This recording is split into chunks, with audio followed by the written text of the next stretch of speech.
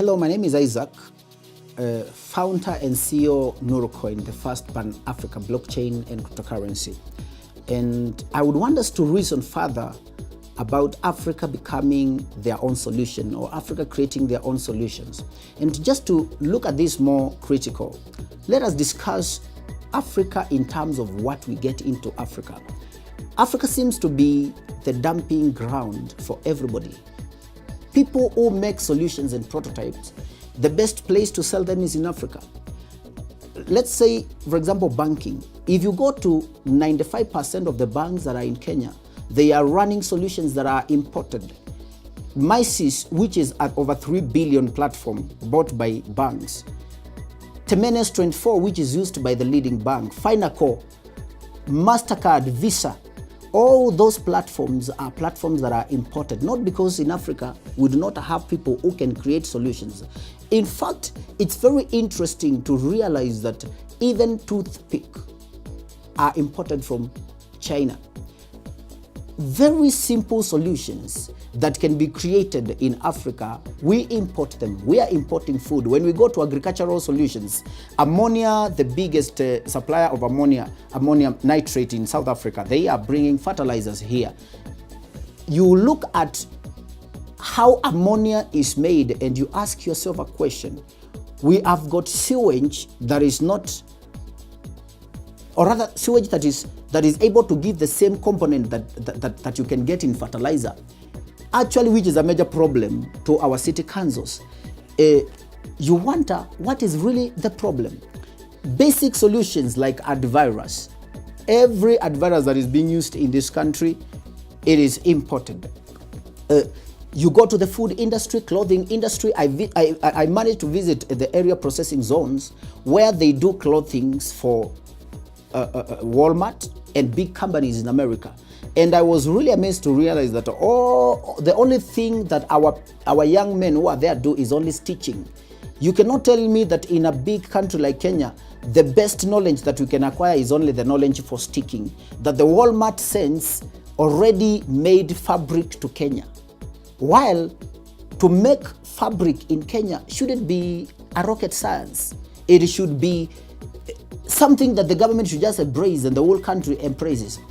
What I'm trying to say is that countries do not grow because of import. Countries grow when they sell things across the border.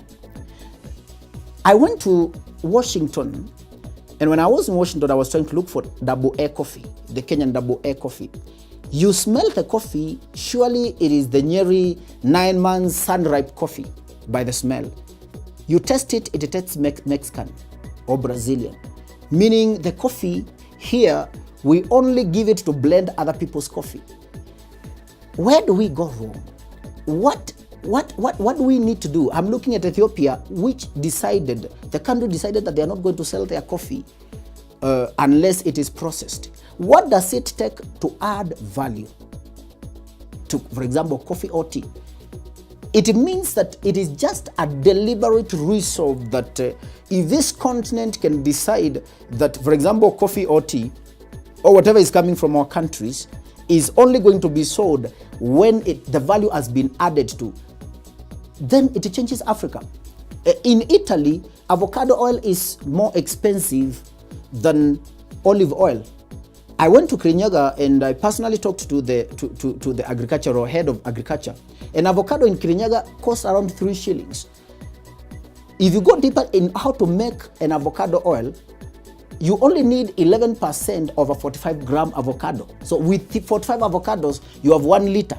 Now, if you multiply 45 avocados, or even 50 times 3, that gives you 150 shillings. Italians import our avocados for 3 shillings. They make oil, a liter that would cost for 50 euros, a whole 5,000 Kenya shillings. And you wonder, I called China and I requested for a quote for an avocado pressing oil machine. The quote I got to install an 18-ton machine that can do avocado pressing, it only costs around 2 million shillings. Then I asked myself, the county government is receiving 5 billion. Is it rocket science to realize that these people have avocados and they only need to establish an avocado machine and they will be buying avocados better and they will start exporting the avocado oil? That's what I'm saying.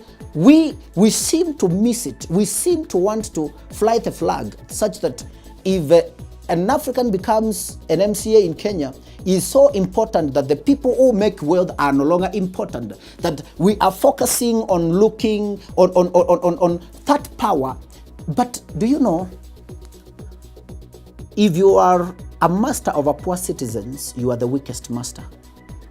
Because the great nations know how to empower the private sector so that when the private sector creates wealth, you become a master of a rich people. And this can only happen if we get into a conversation of Africans solving their own problems. Thank you.